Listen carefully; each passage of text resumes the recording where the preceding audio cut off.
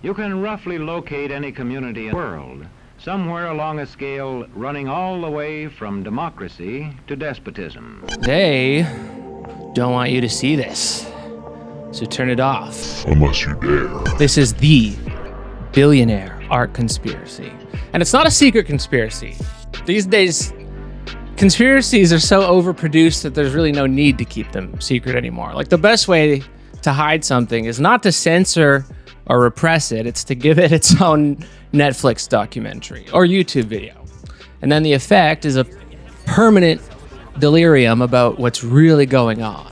So here's what's really going on with art that they don't want you to know. And you know what that means? It means we need our conspiracy corkboard. Let's find out about despotism. This man makes it his job to study these things.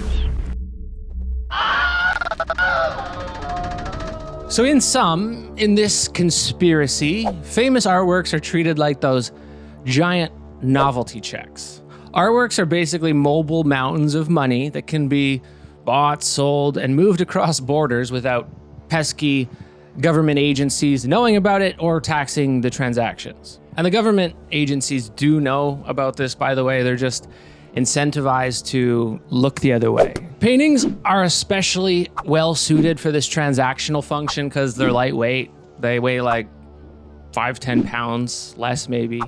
Each is unique, and they're a scarce resource because once an artist is dead, you know they're not going to be making anymore and flooding the market. Art's an unregulated market for the really, really rich people.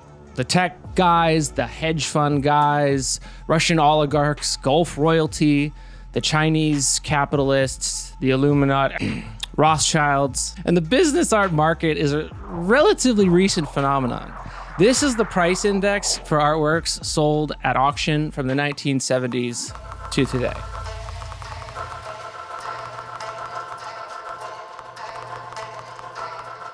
One scary thing here, note, each little peak represents a recession. So it's funny how that works, except this last one so far.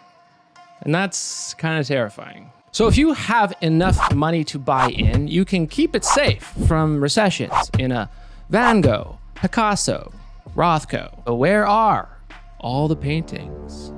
Conspiracy. As someone who likes art, this is kind of too bad. I like going to see it. But because you have a stupid parochial peasant brain, you might believe that humanity's great art should be seen and exhibited and appreciated by all so that everyone can enjoy them. That's cute. Nah, many of these paintings, they're not meant to be seen. They spend years, sometimes decades, hidden in secret, guarded, climate-controlled storage facilities. And these are built in places with nice tax law, like Delaware, Luxembourg, Geneva, Monaco, Dubai, Singapore, Hong Kong, or Beijing. And yeah, no one sees them. They are just stored in these wooden boxes. Look at them all.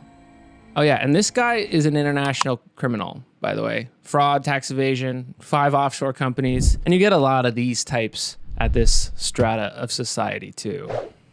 And now, the billionaires do take these paintings out for a walk once in a while, though. And there's a reason to do that. You have to remind everyone, the mass, that these are really important and unique. Paintings only have exchange value if you can get people to believe in their magic, their aura. Now, the art market, this is a faith-based economy, as are all economies. If you run out of faith, then this can happen. So this is what galleries and public exhibitions are for, faith production. This is also why billionaires spend so many of their charitable donations on galleries, or they just build their own. Patty, you want a bid? Sure. It's over on this side of the room. It's Yuki's bidder at $68 million. The last link in this chain are the auction houses. This is where paintings are evaluated before they go back into storage. I'm going to sell it. Fair warning now. Last chance. Is that a bid, sir? $69 million. New bidder. Yuki, can we make it a rounder number? the tombs and sepulchers of art. There's so much money in this, dude. It boggles my stupid peasant brain. And I want to stress just one thing here. Not a single person in this circuit cares what any actual painting looks like. They're just interchangeable commodities. Their value is not connected to the work it took to make them, or how old they are, or even how good they are. It basically comes down to their celebrity, their hype, it's vibes. Now, if you check these on Wikipedia, and I looked at a lot of them, but so many of them have these little hints. The painting is in storage. We knew where it was, but it's no longer there. The painting is in a private collection. Or just this, it was on display 10 years ago, period. So where do they live the rest of the time?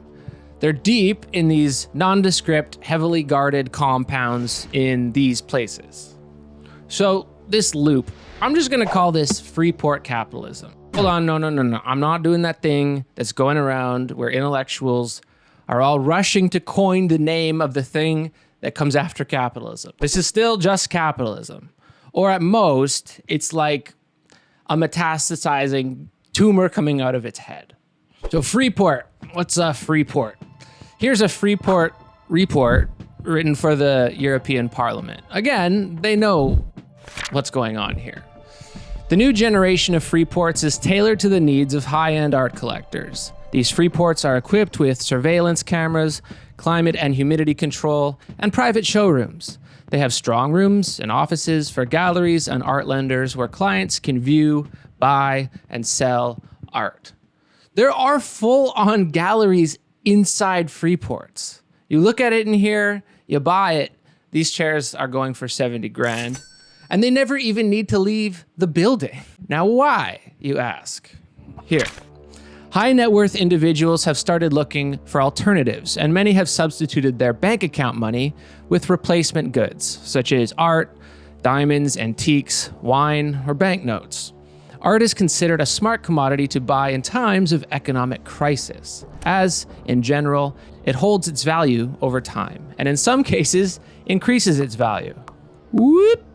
So not only is it a good investment, but you can also move them around tax-free because no one's looking. The goods in Freeports are under customs warehousing procedures are technically in transit, even though in most Freeports of this kind, there are no time limits. This system allows the stored goods to gain value, and it allows for tax-free sales. Goods can enter a Freeport, stay there indefinitely, and be traded an unlimited number of times without ever having been taxed. Goods entering Freeports are not subject to customs duties. Goods sold in the Freeports are not subject to value-added sales tax. No withholding tax is collected on capital gains. There's probably no need to point this out because you know this already. But when you buy things, you're taxed. Bread, baby formula, a patron membership, taxed. And when you import things, like I did, I got this custom DM screen from a guy in Spain. And I had to pay my government like 25% of its cost, because that's the rules for me. Weirdly though, there's a different set of rules. If you anonymously spend $90 million on a Klimt and sell it to a secret buyer for $150 million, that's the rules if you're Oprah, which she didn't want anyone to know about for some reason. And what are you gonna do as a politician, huh? Send regulators after Oprah? Of course not. But they also aren't going after the Russian oligarchs, Emirati princes, or international arms dealers either. Because in a lot of cases, the painting never leaves the building. They just change the name tag on the box. So if you need to pay someone off for a deal or trade for, I don't know what they trade for, a yacht, or move money across a border, you just do a private sale.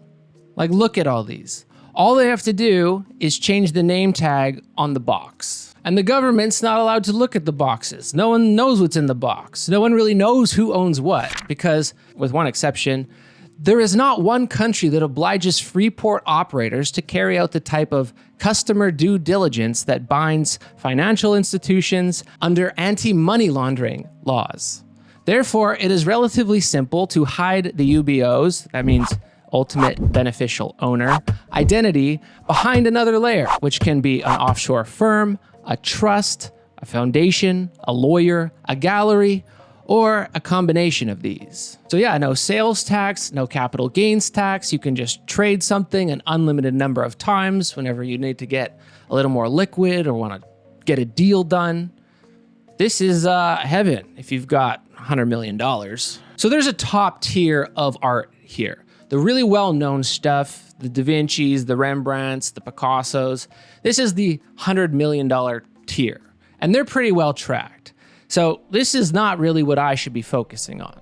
Look instead, because as you start to go down this list, the names start disappearing.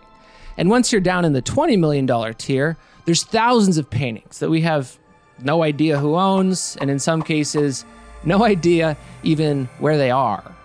Now, like you, I hate taxes. I hate paying sales tax. I know taxes are important for, social programs, retirement stuff, but I gotta pay transfer fees, duty fees, sales tax, and so do you.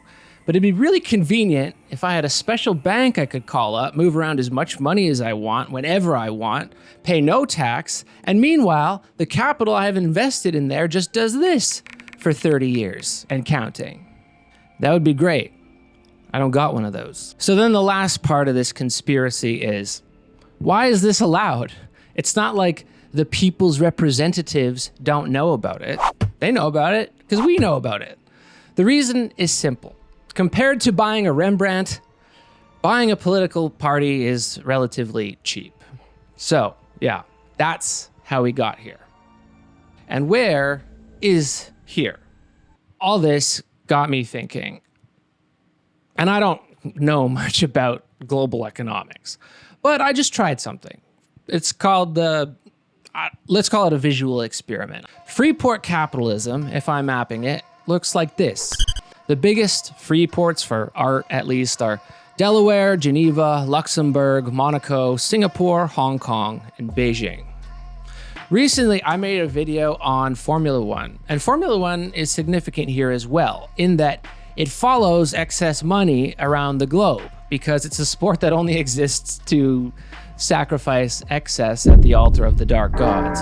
So here, and again, this is just for fun, just see what happens. This is the 2024 Formula One circuit, which I use as an indicator of where the excess money in the world is currently sitting and needs to be destroyed. And then just on a hunch, I'm gonna add a few more dots to the board. I added to this map the top 10 global tax havens, more storage of that tax-free excess.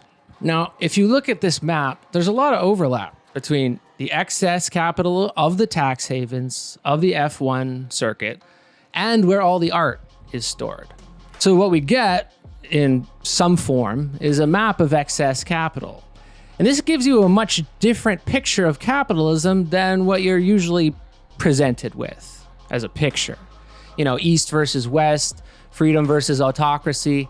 This is a relic of the past. It's like a Cold War invention. So my very unscientific picture of capitalism looks like this instead, where we get 4 modules. You could call it the Old West, the New West, the oil, and then the East. And of course, they're totally interconnected. These aren't really in conflict.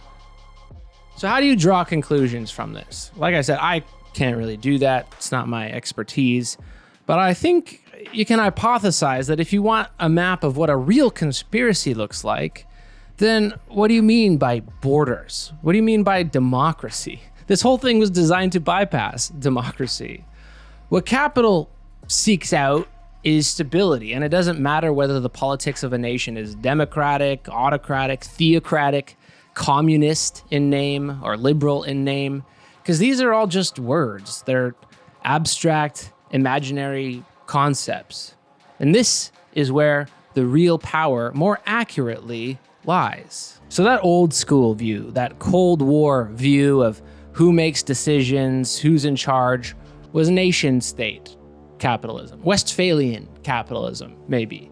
And if this ever was a good representation, it doesn't look like it is anymore, because the capital bunches up not in nations and not in populations, but in special economic zones just outside nations, these tiny nodes of highly concentrated influence. And it's not just art and elections that they buy. The same people, secretly or not so secretly, own entertainment, news channels.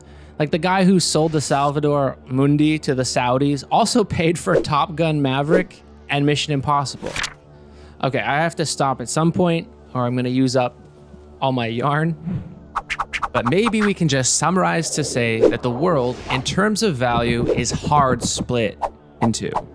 There are real decisions made up here about what value is and about what matters. And they do so from outside our system of values. They buy values the same way we might pick up a pair of shoes. And we, down here, we just go back and forth over decisions that have already been made. We talk about good or bad art, good or bad politics, good or bad entertainment. But the decisions about these, the ones that matter, they've been made in advance.